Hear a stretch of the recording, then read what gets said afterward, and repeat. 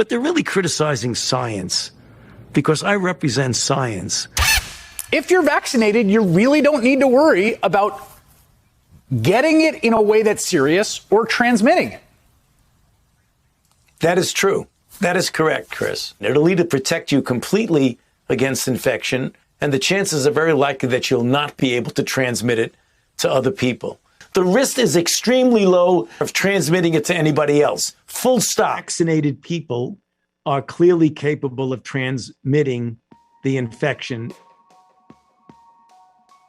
When you're in the middle of an outbreak, wearing a mask might make people feel a little bit better. If people are not wearing masks, then maybe we should be mandating it. I often myself wear 2 masks. And I'm quoting you now, at the population level, masks work at the margins maybe 10%. To hear that they only work at the margins maybe 10% would make a lot of people ask, okay, then why was I wearing a mask? You're really attacking not only Dr. Anthony Fauci, you're attacking science when you say that this is going to go away tomorrow like magic, when you know that there's no chance it's going to just disappear. We hope this just goes away, burns itself out. So my question is, why weren't you straight with the American people about this to begin with? So the bottom line is, it's a guesstimate. I gave a range. It seemed in that quote to suggest that you were basing your recommendation on polling and what people could accept. Is that not what you meant? No, I mean, it's a bit of that. We're seeing all of these school closures around the country. Is that the right move for children and families? And I think what's going on right now is generally an appropriate approach. You want to start doing something to socially distance yourself. How dramatic that is, closing schools and doing other things, should be proportionate. It went too far, that particularly for kids who couldn't go to school except remotely, that it's forever damaged them.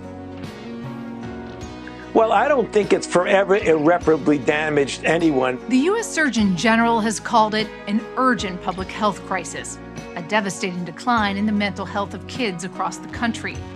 According to the CDC, the rates of suicide, self-harm, anxiety, and depression are up among adolescents. And the record will show, Neil, that we didn't recommend shutting everything down. First of all, I didn't recommend locking anything down. I recommended to the president that we shut the country down. And that was a very difficult decision because I knew it would have serious economic consequences, which it did. Yeah. Because if you look at the people that are politicizing me, there's somebody that all the way over on one level. But there are a lot of other people who look upon me the way they should, as a non-political person that I am. They're not doing it because they say they don't want to do it. They're Republicans. They don't like to be told what to do. And we got to break that. But now is the time to do what you're told. Where did this virus come from, do you think, today? Did it come from a lab? Was it man-made? When you have the animal-human interface and you have animals that come out of the wild that are sold at these open, what they call them, wet markets. Place of origin was not within the market itself. No, I don't think you could say that. There's a report today that another intelligence arm of the U.S. government, this is inside our energy department, has joined the FBI in concluding that COVID began with a lab leak in China. That the NIH has not ever and does not now fund gain-of-function research in the Wuhan Institute. We now know that a bat coronavirus was enhanced in a lab.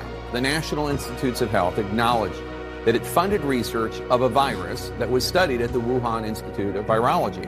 The experiment unexpectedly, we're told, made a bat coronavirus more contagious than the original naturally occurring one. Take an animal virus and you increase its transmissibility to humans. Right. You're saying that's not gain of function? Yeah, that is correct. And Senator Paul, you do not know what you are talking about, quite frankly. And I want to say that officially. You do not know what you are talking about. They took animal viruses that only occur in animals and they increased their transmissibility to humans. How you can say that is not gain of function? It is not.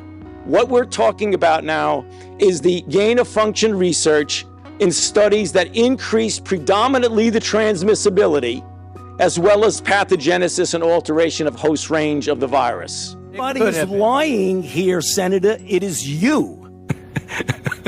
I'd have to laugh at that. I should be prosecuted.